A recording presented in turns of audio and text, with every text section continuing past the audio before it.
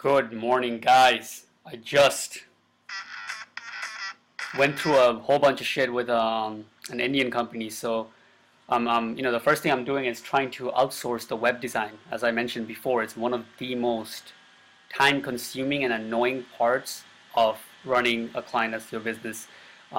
You can't live with it. You can't live without it. Like web design. You can't live without it because there's going to be clients who don't have websites, or they just got you for SEO for one thing and they want to do it for something else, right? That's one of my clients right now.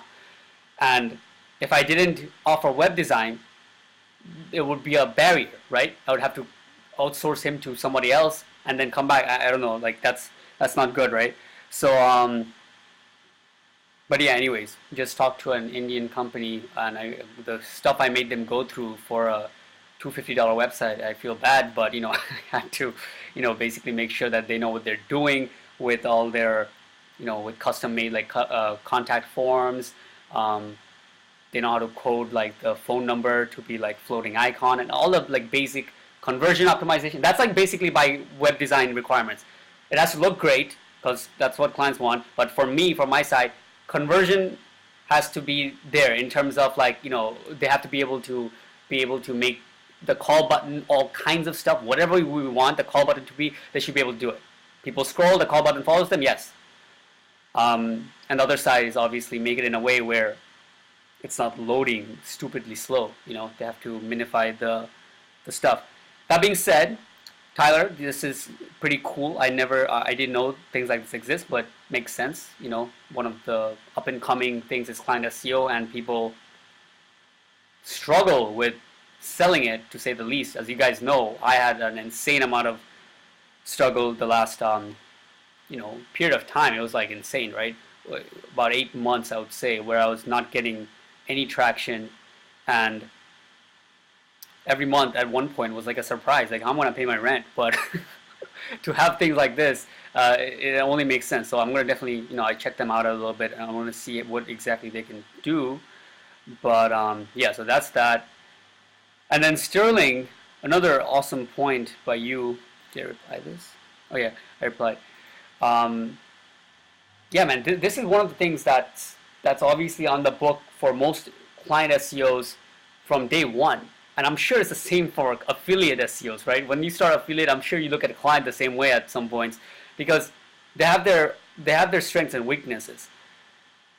But it makes sense, right? Like even in the forums I follow nowadays, there's few guys that have been there from the beginning, and these are not just like those infomercial, like, yeah, make money while you sleep type stuff. These is guys like I see, they talk, they ask questions, they're similar to me, they're going through the same struggles. 6 months from now, they're making a full-time income, but their time that they're spending on their business, they say, to maintain it is less than an hour a month, which blows my mind, because client SEO can be streamlined if you do things right, but affiliate is another level, right? Once you're there, you're like there, like you have an insane amount of freedom, right?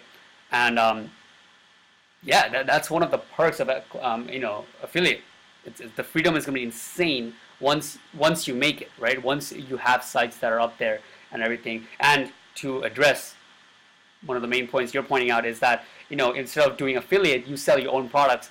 Then you're not just like you're like ladders ahead. You're not just an affiliate guy. You're not anymore an SEO guy. That's a full-rounded business. Like shit could change in the industry and you still stay stable. Like you're not in Amazon's diary. You're not in your affiliate's diary, right? They could change the product. They could basically a lot of times they change the rules. They change your commissions, and you are dictated by that. But if you are doing your own thing in that way, it's an awesome business model, man. And I have plans for that, right? But the thing is, I don't want the same learning curve to take place as for this kind of journey that I had with client SEO, right? So since I'm already at a position at client SEO where it just makes sense for me to really just like scale it, and like literally, guys, this is like what I'm about to do. Like I woke up last night 3 a.m. woke up into thinking about cold calling and the pitches I'm going to use. It was insane. Not even kidding. But anyways, the thing I would want to do with this is be in a position where I have cash flow coming in. I don't know how much, maybe like, certain amount coming in, 3 to 4 times of what I'm making now. And then with that cash flow, maybe have a mentor who can kind of guide me with a certain product I choose, and then I choose different variations of the same niche, maybe 3, 4 products, and then like I just throw shit at it. I just throw resources at it and see which one works. Maybe out of the 3 projects I'm trying to, test, one of them starts to spark, it starts to work out, close down the other 2, double down on that, and then at the same time, already be talking to manufacturers, Alibaba or whatever, somewhere in China, if I can, what would it be, the cost of shipping and everything, if I was to replace whoever affiliate that I'm using now, and then boom, within a pretty short amount of time, have this whole project take on through and be, be working, right? That would be my plan with that. So, it's definitely in the future in the books, and yeah, so that's that. And okay, let's get into the main part of the video. All right, guys, so let's get into this. This is what this is about. I should have been making videos about this all along, because a very critical part of my day and lifestyle, the way I run my business, is through schedules, and there's like a core schedule of how I see my days being, and then also the day-to-day schedule, which is basically a yellow pad and pen, and I write down exactly the things I have to get done the next day, the most important ones, the musts, the ones that can wait, and then I just go through, execute it like a feed burner script, man. And I've been doing it like this for years, long before SEO, and it's just been always working out for me, right? Started this in like 2014, where most of my schedules consisted of like exactly what I'm gonna eat, like eat this, that, because at that time my life goals were to really just like nail it down with health, right? Become the type of person who really focuses on health and doesn't eat anything outside junk food and stuff like that. And then gym, like my gym schedules, the schedule was like more than half of it was gym. Like stretching has their own section, and then wait 1 second, my phone is ringing. Oh no. And then like the chest day would have the exercise of what I have to do to it, in there. And now gym in 2017 is just one, because I don't need a paper telling me that, oh, I have to stretch my legs before that, before I stretch my arms or something, because I've been doing it, so it become a part of me already, right? So the reason I'm sharing this is because I invite you guys to follow schedules, like make schedules for your day and stuff, because it looks really, it's priceless when you look back in time. I'll actually do a video sometime where I look at my schedules back in time in 2014 and last year, and you can see the progression of how things change, and it's pretty cool, it really takes you back. Anyways, so this is something I made in the beginning of this year, and when you have to change your schedules like a couple times in a year, like shit's going down.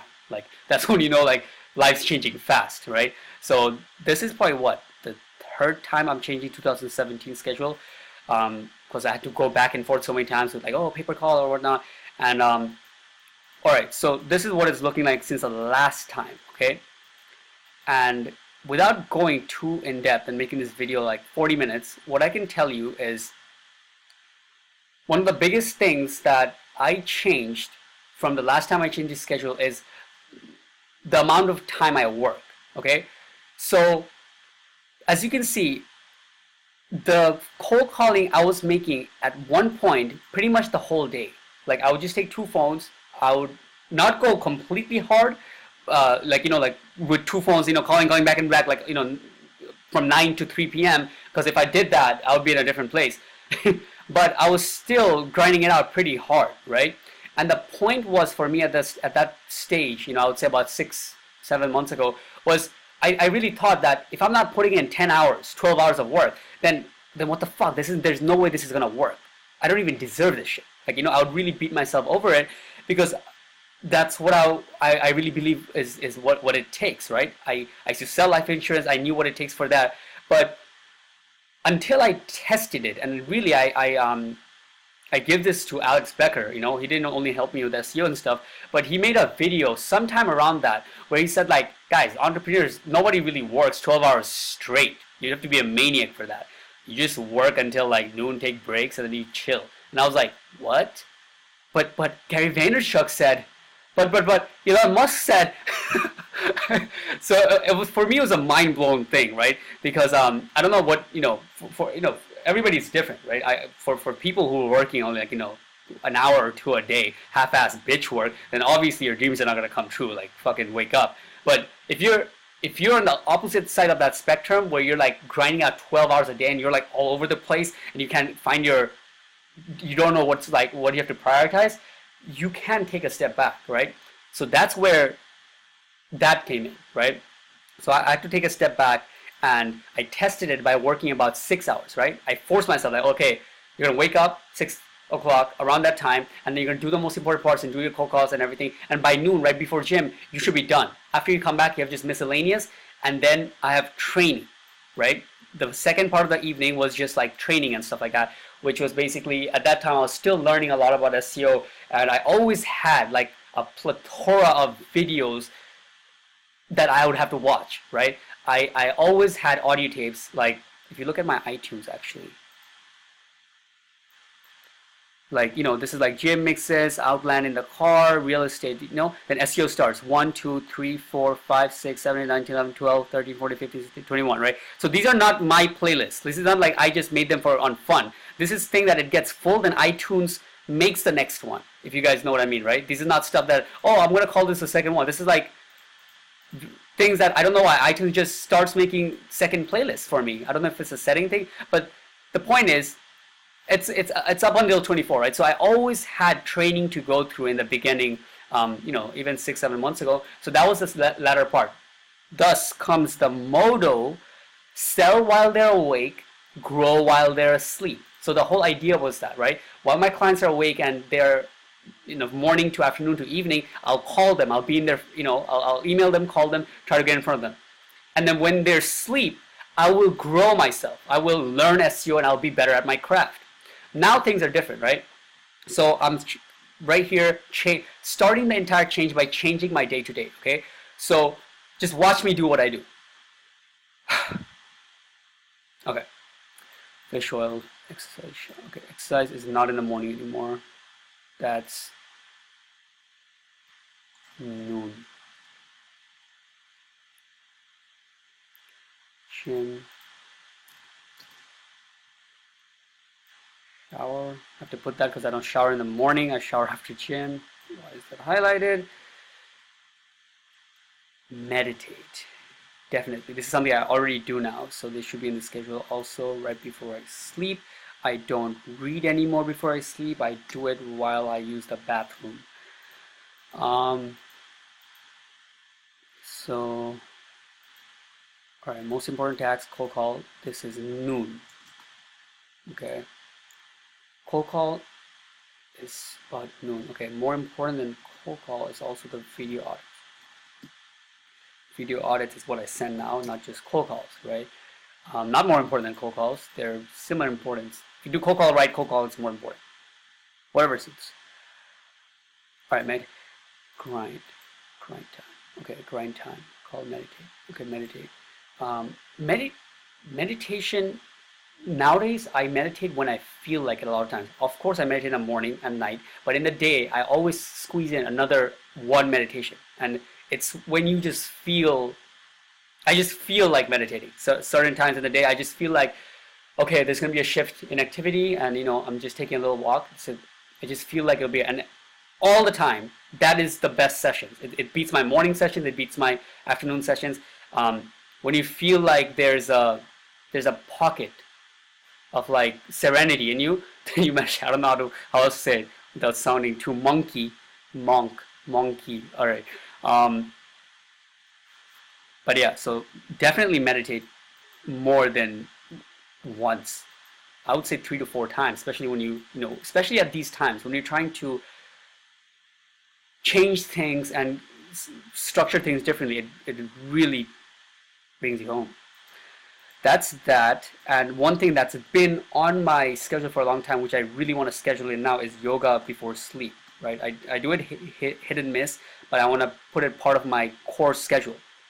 And then those two alone will be a very strong glue that holds me together, right? Most important part of the day, cold call, video audits, and follow-ups, right? follow-ups. Now follow-ups is in the afternoon. Shave, meditate, eat, then follow-ups. And then the second most important thing is, most important part, making phone calls and follow-ups. Second most important is gonna be to meditate and do the yoga religiously. And the other thing I want to start putting in, I already do this, but it's not in the schedule, is play the DVD. Okay, I'll explain. Play the DVD after, no. Play the DVD after.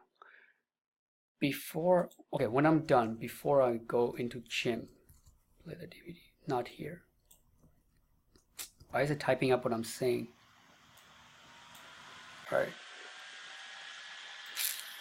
God.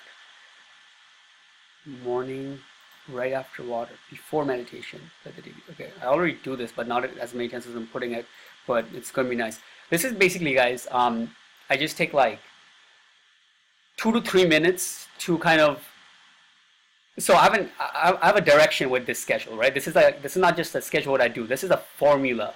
This is a formula executed, copy and pasted enough days out of the week. It's within months your dreams start to come true. This is how I see it as. This is how powerful this shit is, right? It's not just a text document. That's why I say put in pen and paper when you're doing your day-to-day, because it really works.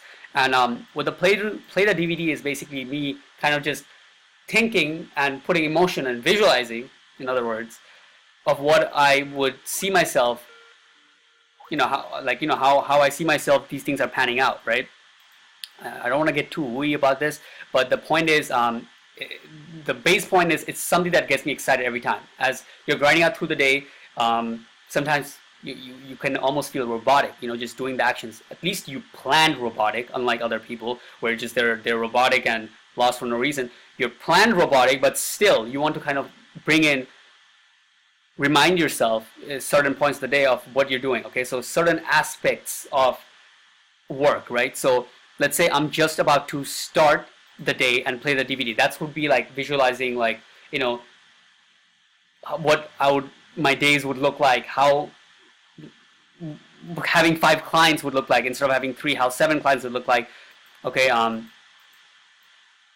and I call it play the DVDs because it's literally like I try to visualize in depth of every single thing that in my life is changed for the better once these things are executed, right? I don't want to get too much into it because it gets kind of like, maybe you guys think I'm like weird or some shit, but actually I will get into it. I'll make a video about it. It's the whole thing about playing the DVD. I've been doing this for a while now, and you read it in success books a lot of times, and I'm not talking about The Secret and all that, law of attraction stuff. Just take it for this.